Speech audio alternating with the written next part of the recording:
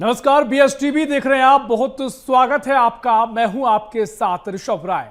19 मई बस्तर के इतिहास का वह खास दिन होने जाने वाला है जब बस्तर में बैठक कर देश के गृह मंत्री अमित शाह मध्य क्षेत्रीय परिषद की 26वीं बैठक की अध्यक्षता करेंगे। और बैठक में न केवल स्वर्णिम बस्तर बल्कि नया भारत का शंखनाद भी करेंगे। बैठक की तैयारी युद्ध स्तर पर जारी है।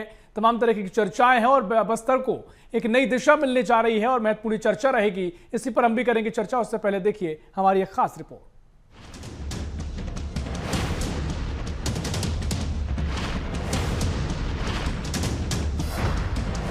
बस्तर में गृह मंत्री अमित शाह की बड़ी बैठक। 19 मई मध्य क्षेत्रीय परिषद की मेगा मीटिंग। बस्तर में होगा नए भारत का मंथन। अमित शाह के एजेंडे पर बस्तर। 4 राज्यों के सीएम एक मंच बस्तर। मध्य प्रदेश, छत्तीसगढ़, उत्तर प्रदेश, उत्तराखंड के मुख्यमंत्री होंगे शामिल। बस्तर में हाई लेवल हल्ला बोल। बस्तर से विकास का बड़ा संदेश। बस्तर में शाह की रणनीतिक बैठक। अमित शाह की बैठक पर देश की नजर। बस्तर में विकास का विजय शंखनाद।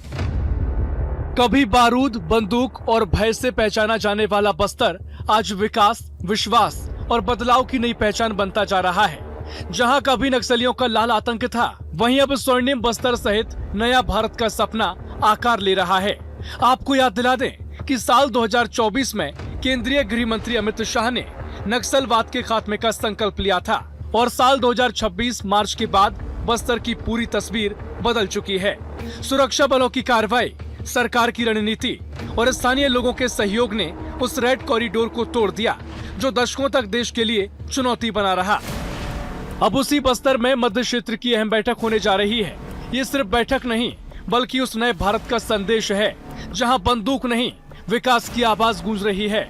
19 मई को होने वाली बैठक में छत्तीसगढ़ सहित मध्य प्रदेश, उत्तर प्रदेश और उत्तराखंड के मुख्यमंत्री और आला अधिकारी शामिल होंगे, जिसकी तैयारियां युद्ध स्तर पर की जा रही हैं।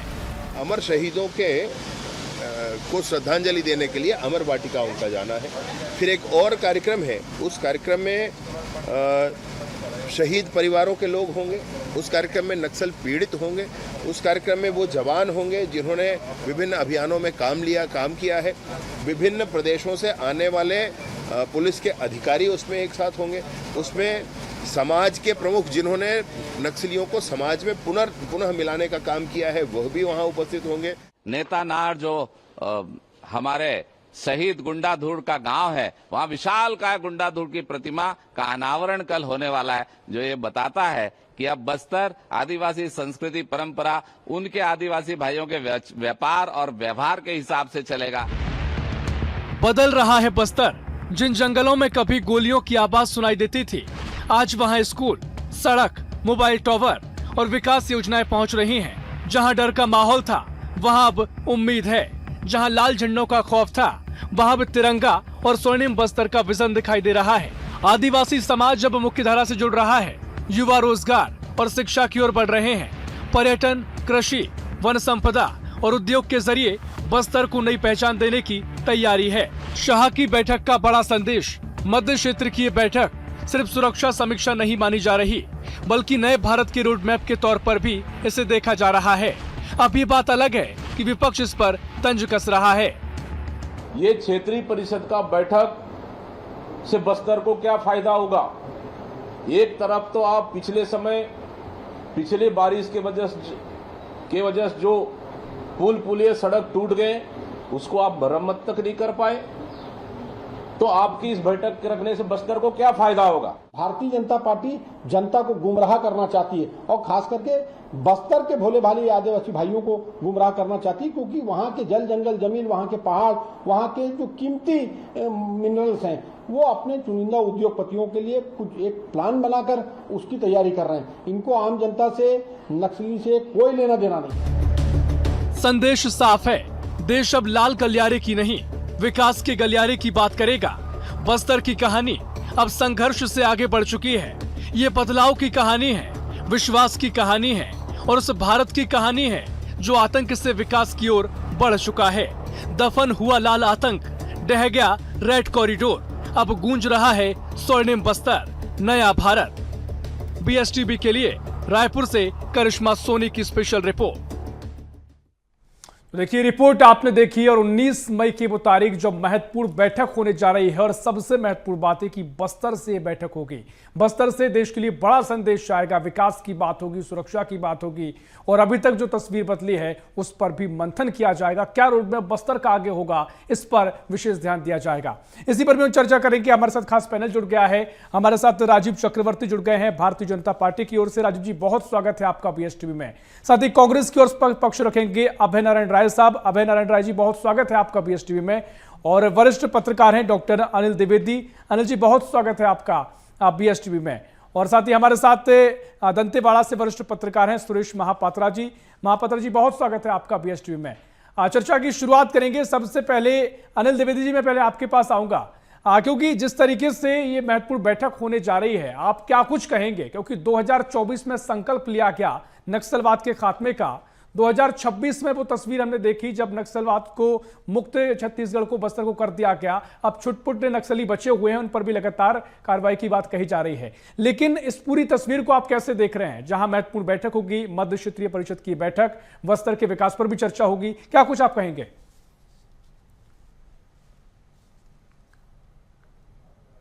अब आया है जी अनिल द्विवेदी जी। चलिए, मुझे लगता है कि कोई तकनीकी खामी हो सकती है, आवाज आप तक नहीं पहुंच पा रही, शायद चर्चा को हम आगे बढ़ाएंगे। अभय नारायण साहब मैं आपके पास आ रहा हूं क्योंकि आप विपक्ष की भूमिका में हैं और इस पूरी जो बैठक होने जा रही है, क्योंकि जो रिएक्शन हमने सुने, जो दीपक बैस साहब ने कहा कि क्या फायदा बस्तर को होगा, क्या कुछ कांग्रेस का स्टैंड है? क्योंकि बैठक महत्वपूर्ण है, अभी हाल ही में नक्सलवाद से मुक्ति मिली है और इसको लेकर विकास पर चर्चा होगी। कांग्रेस कैसे देख रही है? निश्चित रूप से अमित शाह जी का आना छत्तीसगढ़ में, सबको उम्मीद है कि केंद्रीय गृह मंत्री आ रहे हैं और बैठक छत्तीसगढ़ को ले रहे हैं। छत्तीसगढ़ को और बस्तर को प्राथमिकता दिया जा रहा है, ये स्वागत योग्य कदम है कि केंद्रीय सरकार छत्तीसगढ़ को भी महत्व दे रही है और बस्तर को भी महत्व दे रही है। और मुख्यमंत्री और गृह मंत्री छत्तीसगढ़ के लगातार बस्तर का रिपोर्ट कार्ड लेकर, बस्तर का रोड मैप लेकर, बस्तर के विकास की बात लेकर दिल्ली जा रहे हैं। तो ये छत्तीसगढ़ के लिए और बस्तर के लिए, दोनों के लिए स्वागत योग्य कदम है। हमारा सवाल सिर्फ ये है कि मंशा क्या है। हम तो ये पूछते हैं कि बहुत अच्छा एक फिल्म थी, बड़ी चर्चित फिल्म थी, जिसका डायलॉग था, उसकी हीरोइन बोलती है कि साहब हमको नफरत से डर नहीं लगता, हमको तो प्यार से डर लगता है। ये जो अचानक बस्तर के लिए प्यार उमड़ा है केंद्र सरकार के मन में, तो बार बार गृह मंत्री का छत्तीसगढ़ आना मतलब बस्तर आना, कि मेरे ख्याल से 6वां 7वां दौरा होगा। और एक बड़ी सफलता मिली, लाल आतंक समाप्त हुआ, सशस्त्र नक्सली मारे गए, सरेंडर कर गए या जेल के अंदर बंद गए। लेकिन नक्सल विचारधारा खत्म हुआ कि नहीं हुआ, इसकी जवाबदारी अभी तक सरकार की ओर से कोई बयान नहीं आया है कि इस देश से नक्सल ठीक है। जहां तक मुझे जो हमने रिएक्शन सुने, जो जब पूरी नक्सलवाद के खात्मे की बात कही गई, तब केंद्रीय गृह मंत्री ने कहा था, या फिर विजय शर्मा लगातार कह रहे हैं कि नक्सलवादी विचारधारा पर लड़ाई आगे भी जारी रहेगी। लेकिन अभी जो हथियार छोड़ने की बात थी, जो बड़े बड़े कमांडर को मार गिराने की बात थी, उसमें सफलता मिली। आपके बहुत सारे तर्क हैं, उस पर हम चर्चा करेंगे। राजीव चक्रवर्ती जी मैं आपके पास आ रहा हूं क्योंकि देखिए महत्वपूर्ण ये बैठक है। अब बस्तर के विकास की बात होगी, देश के विकास की बात भी बस्तर से होगी, तो बहुत एक अच्छा समय है, क्योंकि जहां नक्सलवाद की चर्चाएं होती थी, गोलियों की आवाज होती थी, वहां पर बैठकर विकास की चर्चा होना अपने आप में एक बड़ी सफलता है। लेकिन कांग्रेस के बहुत सारे सवाल हैं, जैसा कि अभय नारायण जी इशारा भी कर रहे थे, आगे और चर्चा हम करेंगे। दीपक बैस जी को हमने सुना, वो कह रहे हैं कि बस्तर को क्या फायदा इससे होगा, विकास की मरम्मत हो नहीं पाई है, कार्य अधूरे रह गए हैं, अब बस्तर में ये बैठक करके गुमराह करने के प्रयास किए जा रहे हैं। ऐसे रिएक्शन कांग्रेस की ओर से दिए गए। नया सूर्य उगा है, अरुणोदय हुआ है। लाल आतंक के अंत के साथ साथ एक नई सुबह और नई सुबह की किरण दिख रही है। और ये देखिए, ये 19 मई को जो बैठक हो रही है, इसके पहले भी बैठक हो चुकी है, मध्य प्रांत की बैठक अभी हो रही है। इसके पहले 7 राज्यों के डीजीपीओं की बैठक, 7 राज्यों के डीजीपी और मुख्यमंत्रियों की बैठक। लगातार बस्तर में बैठक लेकर ये प्रयास किया जा रहा है, ये संदेश दिया जा रहा है कि बस्तर में लाल आतंक का अंत होने के साथ साथ जो विकास की नई किरण और लोगों में शांति का जीवन का नया अरुणोदय और पूरी तरह से जीवन जो स्थिर हो गया था बस्तर का, जहां चुनाव के समय बैलेट और बटन की जगह जहां बुलेट और बम चला करता था, उस बस्तर में अब विकास की नई बयार की हवाएं बहेगी। निश्चित रूप से जो कांग्रेस अध्यक्ष का सवाल है, फायदा क्या होगा। अब फायदा की परिभाषा तो हम तो ये नहीं जानते कि विकास आएगा, लोग आएंगे, पर्यटन के नए उद्यम बनेंगे, लोगों की आवाजाही बढ़ेगी, तो उसमें जनता को रोजगार मिलेगा, तो निश्चित रूप से उसमें कांग्रेस को नुकसान होगा कि उसमें कांग्रेस के पास अब बस्तर का कोई मुद्दा नहीं बचेगा। इसीलिए कांग्रेस पूछ रही फायदा क्या होगा। फायदा सबके लिए होगा, आम जनता के लिए होगा। जो बस्तर एक अबूझ पहली थी लोगों के लिए। अभी आदरणीय ऋषभ जी, मैं पश्चिम बंगाल गया था, तो वहां के लोग कह रहे थे कि हम पर्यटन के बड़े शौकीन हैं, लेकिन बस्तर जाने बड़ा डर लगता है। वहां सुने कि गली गली मोहल्ले में धमाके होते हैं। मैंने कहा ये निकला आपके यहां से था। शुरुआत हुआ था बंगाल के नक्सलबाड़ी से, लेकिन इसका अंत हुआ बस्तर की बाड़ी से। तो इतनी बड़ी जो सफलता है, और जो 4 राज्यों के मुख्यमंत्री एक साथ बैठ रहे हैं, उनके तमाम लोग बैठ रहे हैं, तो अगर मान लीजिए उत्तर प्रदेश का कोई पर्यटन का उद्यमी यदि बस्तर में आता है, तो इसमें तकलीफ की क्या बात है। अगर छत्तीसगढ़ का कोई उद्यमी वहां पर उत्तरांचल में अपना कोई रिसोर्ट बनाता है, तो उसमें तकलीफ की क्या बात है। तो निश्चित रूप से जो ये एक संदेश जा रहा है, एक वातावरण बन रहा है कि बस्तर में अब गोलियां नहीं चलेगी, अब बम विस्फोट नहीं होंगे। बस्तर में पर्यटन, पर्यावरण से लेकर तमाम जो फूड प्रोसेसिंग इंडस्ट्री है, वन औषधि जो भंडार है, उसकी जो पैकेजिंग होगी, वो देश विदेश के मॉल में जाएगा। तो ये तो एक बहुत अच्छी बात है, बहुत नई शुरुआत है, क्रांतिकारी शुरुआत है। तो नए बस्तर का उदय हो रहा है, सबका हम अभिनंदन करते हैं। बस्तर की धरा पर देखिए, महत्वपूर्ण तर्क आपके और कांग्रेस के तमाम स्वागत करते हैं, वंदन करते हैं। जी जी बिल्कुल। देखिए, महत्वपूर्ण तर्क और चर्चा को हम आगे बढ़ाएंगे। अनिल जी, मेरी आवाज आप सुन पा रहे हैं? जी जी सुन रहा हूं जी, क्योंकि देखिए पहले तकनीकी खामी आई, लेकिन महत्वपूर्ण तरीके से ये बैठक मानी जा रही है, क्योंकि मध्य क्षेत्रीय परिषद की जो बैठक है और 26वीं बैठक है और पहली बार बस्तर में हो रही है। और उस बस्तर में जहां पर हम लाल आतंक या फिर नक्सलवाद की चर्चाएं सुनते थे, अब वहां पर इस बैठक का होना कितना महत्वपूर्ण आप मानते हैं, किस तरह संदेश को देखते हैं? क्योंकि 2024 में संकल्प लिया गया, लगातार रणनीति बनाई गई, 26 में उसका जो संकल्प लिया गया पूरा भी हुआ। अब छुटमुट घटनाएं देखने को मिल रही हैं, जो नक्सली बचे हुए हैं, बड़े कमांडर सारे खत्म हो चुके हैं। अब आप ऐसे कैसे इस बैठक को कैसे देखते हैं? क्योंकि बस्तर की तस्वीर बदलती भी नजर आएगी, और सबसे बड़ी जो महत्वपूर्ण बात है वो संदेश को लेकर है। उस बस्तर में ये बैठक जहां पर नक्सलवाद गूंजता था, गोलियां गूंजती थी, लगातार ऐसी घटनाएं सामने आती थी, अब इस पूरी बैठक को आप कैसे देख रहे हैं? देखिए बंधुवर, केंद्रीय गृह मंत्री अमित शाह कल आज से बस्तर के दौरे पर हैं और वो सेंट्रल कमांड की बैठक ले रहे हैं। मैं इसे इस तरह देखता हूं कि जैसे एक क्रिकेट मैच फाइनल हो जाता है, जिस तरह एक युद्ध जब लड़ा जाता है उसके बाद जो फाइनल हो जाता है, उसके बाद एक समीक्षा बैठक होती है। तो ये समीक्षा बैठक ही है, क्योंकि केंद्रीय गृह मंत्री अमित शाह ने जब कमान संभाली गृह मंत्री के तौर पर, तो उन्होंने एक लक्ष्य तय किया कि हमको नक्सलवाद को खत्म करना है, और इसकी जड़ जो है वो बस्तर में है, यानी छत्तीसगढ़ में। छत्तीसगढ़ की सरकार भी भाजपा की थी, इसलिए ज्यादा कोऑपरेशन मिला, और उन्होंने एक लक्ष्य तय किया। और पूरे विश्व के इतिहास में किसी समस्या को खत्म करने का कोई डेट तय होना, ये अपने आप में एक बड़ी उपलब्धि थी। और अमित शाह जी ने डेट तय की कि हम इस तारीख तक नक्सलवाद खत्म करेंगे, और आज हम देख रहे हैं कि लगभग नक्सलवाद जमींदोज हो गया है। कुछ छोट मोट समस्याएं बची हुई हैं, इसलिए एक समीक्षा के तौर पर यह बैठक आयोजित की जा रही है। निश्चित तौर पर शांति और विकास ये किसी भी सरकार का प्रमुख लक्ष्य होता है। इसलिए अमित शाह जी का सोचना है, जो उन्होंने मैसेज भी दिया है, कि हमने जो बंदूक का डर था, जो आतंक का रास्ता था, वो लगभग हमने अब खत्म कर दिया है, और वहां पर अब विकास की फसल लहलहाने का समय आ गया है। वहां पर लोग शांति चाहिए, वहां डेवलपमेंट चाहिए, वहां के युवा को रोजगार चाहिए, वहां आपको इंफ्रास्ट्रक्चर डेवलप करने होंगे। तो मुझे लग रहा है कि ये जो बैठक होगी, इसका आधार यही होगा। मुझे याद है कि पूर्व विधानसभा अध्यक्ष रमन सिंह थे, तो जब पिछली बार रमन सिंह आए थे, तो रमन सिंह जी ने कहा था कि देश में एक कभी लौह पुरुष हुआ करते थे, सरदार वल्लभ भाई पटेल, और अब देश में एक साध्य पुरुष है, जिसे हम केंद्रीय गृह मंत्री अमित शाह के नाम से जानते हैं। तो निश्चित तौर पर अमित शाह की यह बैठक कुछ न कुछ बस्तर की और छत्तीसगढ़ के विकास की एक नई दिशा तय करेगी।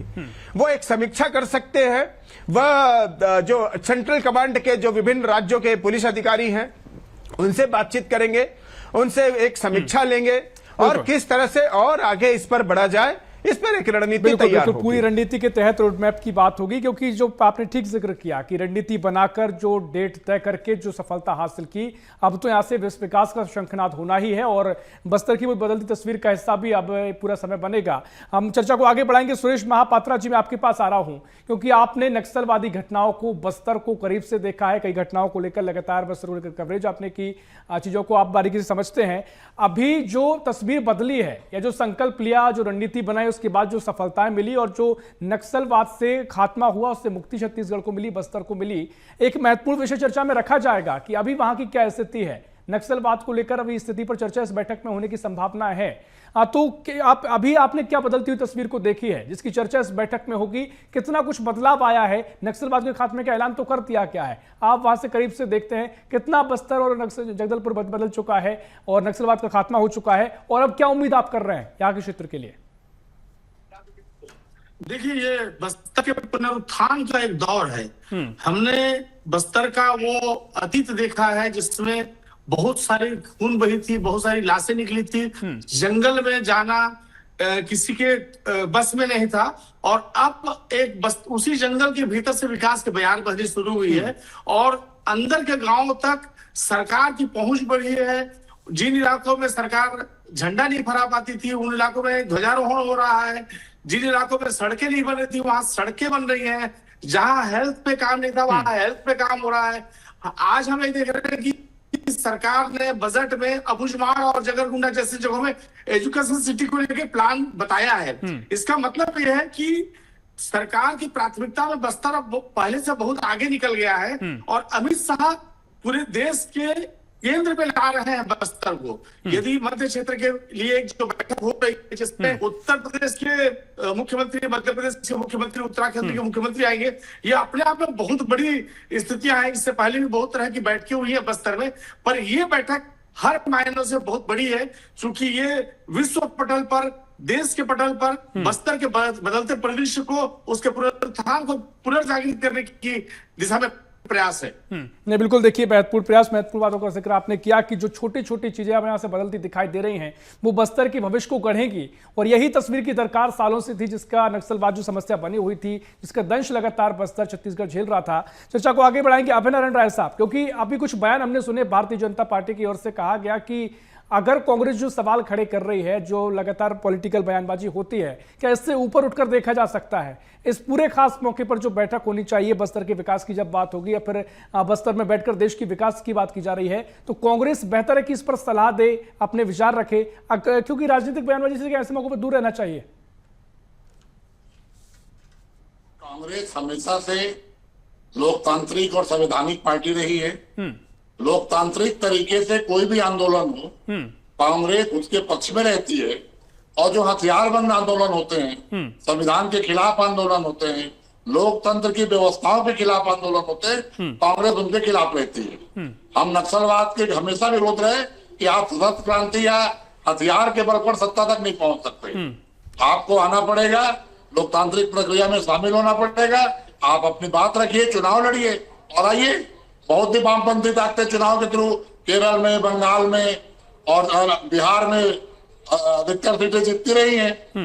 बंगाल में और बिहार में, केरल में तो लंबे समय तक राज किए हैं। तो अगर आपका विचारधारा है, लोकतंत्र के साथ है, तो लोकतांत्रिक तरीके से है। अभी अनिल भैया ने एक बात कही, सरदार पटेल से तुलना करने की बात हो रही है अमित शाह की, तो ये बेमानी है। ये सरदार पटेल हमेशा राष्ट्रीय हित में उन शक्तियों को दबाए जो शोषण करते थे, उन शक्तियों को दबाए जो राजा महाराजा बन के रहना चाहते थे, वो देश को एक तेल में पिरोना चाहते थे। और अमित शाह किसके लिए काम कर रहे हैं? अमित शाह का और मोदी जी का पूरा काम व्यापारी घरानों के लिए आज हमको शंका लेकिन ये अभय नारायण साहब, ये आप तय नहीं करेंगे ना कि किसका काम, ये आपके नजरिए से आप विपक्ष में है तो आपको सामने वाली जो पार्टी है, जो दल है, आपके विरोधी दल है, आप में खामियां नजर आएंगी, लेकिन किसी को कोई परिभाषा, किसी को कोई बात कही जा रही है, किसी के चीजों को लेकर एक संज्ञा दी जा रही है तो वो उसकी कार्यशैली तय करती है। लगातार सत्ता में बीजेपी है, लगातार कई ऐसी रणनीतियां हैं। इसी को उदाहरण मान लीजिए आप, नक्सलवाद की जो बात कही गई, एक डेडलाइन तय करके इसका खात्मा किया गया, तो इसका तो कांग्रेस को स्वागत करना चाहिए। ऋषभ जी, सबसे पहले मैंने नक्सलवाद समाप्त होने का, केंद्र सरकार के लक्ष्य रखने का मैंने स्वागत किया और आज भी बस्तर को प्राथमिकता दी गई है, मैं स्वागत करता हूं। मध्य परिषद की बैठक काशी में हुई थी, क्या मिला काशी को, क्या हुआ काशी के लिए घोषणा? मध्य परिषद की बैठक 4 मुख्यमंत्रियों के साथ बस्तर में हो रही है। यही तो दीपक बैज जी का सवाल है कि बस्तर को क्या मिलेगा। कोई बड़ी घोषणा होनी चाहिए, कोई रोड मैप की घोषणा होनी चाहिए, और कोई भी आप निर्णय ले रहे हैं छत्तीसगढ़ के बारे में, ठीक है, बस्तर के बारे में, ठीक है, इस पर एक रिएक्शन दीजिए राजीव जी, एक रिएक्शन दे दीजिएगा। वो कह रहे हैं कि क्या मिला अभी जो पुरानी बैठक में और अब क्या मिलेगा, कुछ उनको स्पष्ट बता दीजिएगा। हालांकि अभी बॉयज को संदेश को भी महत्वपूर्ण माना जा रहा था कि यहाँ पर बैठक होना ही अपने आप में बड़ी सफलता है, लेकिन बताइएगा। राजीव जी, विपक्ष से बातचीत की गई, न विपक्ष को विश्वास में लिया गया। बस्तर देखिए कभी न बैठक नहीं होना चाहिए। अभय जी, मेरी बारी। अभय जी, आपकी बात आ गई है, आपकी बात आ गई है।